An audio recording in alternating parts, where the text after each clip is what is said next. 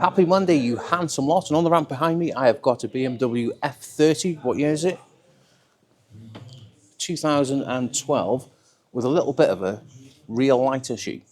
Now, the fault codes that we are getting for the vehicle is a defective rear fog light and a reversing light right faulty. Now, I could go in the car and check the lights, press the brake pedals, press the buttons, one thing or another. We're going to use the diagnostic equipment to our advantage and check these faults. Now, if we go around to actuation test in the rear electric control module, we go around to exterior lights. Now, the rear fog light was intermittent and the rear reversing light was permanent, yeah. Right, if we go around to rear fog light, let's check that one first, activate it. Right, rear fog lights are working. Go to reversing lights, activate. As we can see, we have only got the one that's working. This vehicle has already been pre-diagnosed by one of the other lads here, so we have ordered a repair kit for the wiring loom. Now, to carry out this repair, we do have to remove this trim inside the boot lid, and also there's a little plastic cover here which holds the springs and one thing or another and protects all that wiring loom. And we can go ahead and just remove these little plastic screws. Now, they are a little bit tricky because plastic screws, the heads on them can round and they can be a little bit of a nightmare. Oh, I tell you what, this is a motor trade for you.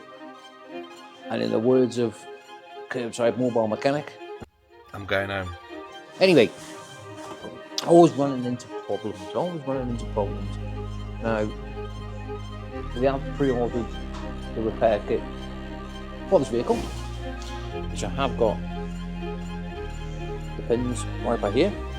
But however, with the rear light now removed,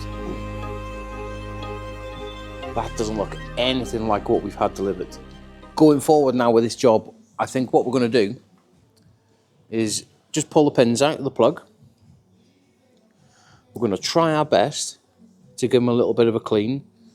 Now, them two little prongs in there on each plug, we're just going to bend them up so it gets a little bit of a better connection.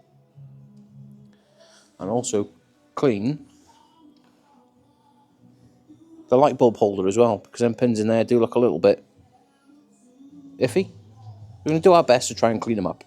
Now, I know there is a proper tool for cleaning these terminals, but sometimes, now I've had this tool absolutely years, and it's something that I made up, and it is a valve key, and I'll show you now how I've done it. You lot are probably going to think, oh my god, and why have I never thought of that? Put a slit straight down the middle, and if we get the terminal like that, we'll go over there, and you should be able to scrape it and get all the crap off it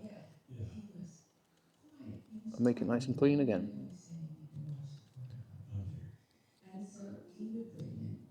Now, it's not going to get it perfect because these are corroded, but it is going to clean them up 90% better than what they were before.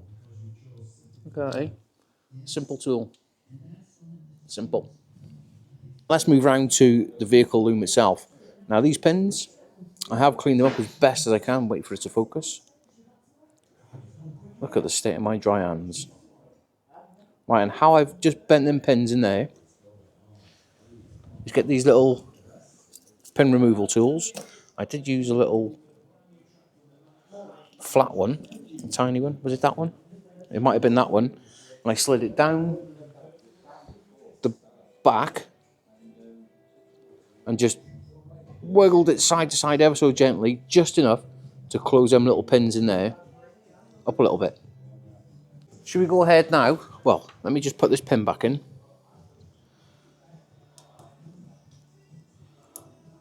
That one's in. Make sure they're all in. Give them a little bit of a wiggle-a-rooney. And I'm just going to clip the light bulb holder in. Get the ignition. A little bit like that. Jump on the scanner and give it a big activation and see if it works. It's working. Look at that, hey? Perfect. Let's just click out of that now and do the rear fog light at the same time. And the rear fog light is on. That is successfully repaired, I think. Before I put this light back in, we're going to get the elbow grease and just give where that light fits behind it a little bit of a clean. The customer's probably never, ever, ever going to see behind it, but I don't care. I like to give it a little bit of a clean. Tell you what, I absolutely love that elbow grease. It's brilliant stuff. Can't know, eh? Beautiful, beautiful.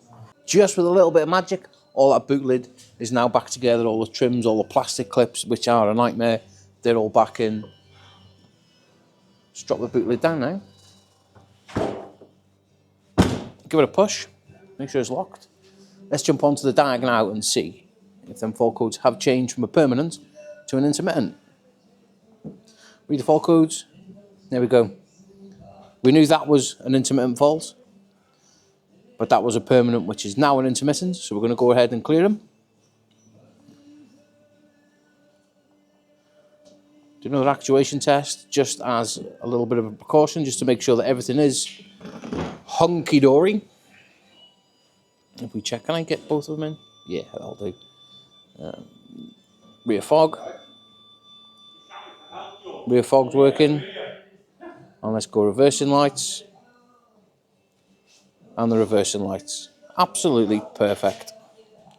That is completely not how I wanted that video to go. But however, the car is now fixed, and I think sometimes you get a little bit more satisfaction through repairing something rather than replacing something. Now I am going to just say to the customer, look, you know, I've cleaned it up. It's probably going to be alright forever and a day. If you want to go ahead and we'll order another new plug-in, the correct one for the vehicle, and we'll get that one fitted. But I think that's going to be more than sufficient for this vehicle. But anyway, it's a short and sweet video, but that just shows how the motor trade is on times when you don't get the right parts or something doesn't go to plan. But anyway, if you've liked the video, don't forget to hit that like and subscribe. We'll see you on the next one. Let's get us in. Just wanna pack up my things and go. Just wanna be free, just wanna zone, just wanna flow, just wanna hang with the gang, but sometimes chill on my own. Just wanna do me, just wanna doze, just wanna live